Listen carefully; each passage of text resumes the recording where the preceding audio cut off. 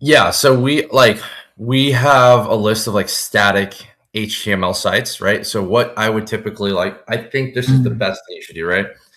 Anytime you come across a site that you really like, because this is going to be an asset in the next, I think, 2 to 3 years, honestly, is everyone is using Claude to design something now. So all of the designs are starting to look very, very similar, right? At some point, everything's going to look like have like that Claude look.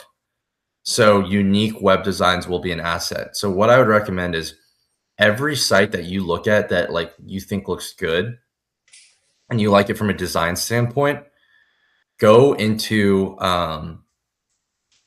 just take a full screen screenshot, full page screenshot.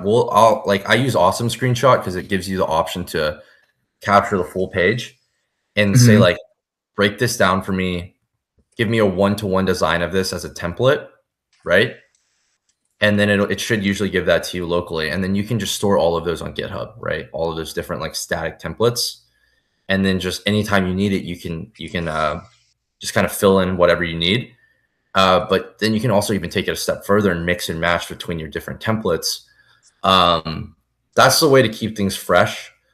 But my buddy has a really good process, but I'm so far removed from kind of the web design aspect of it now that like I would have to ask him. But I know for a fact like other SEOs who use rank and rents, they all have static HTML templates, right? Because now mhm, it allows them to get well, one, it allows them to get pages up or rank and rents up within like a week as opposed to like a month, right?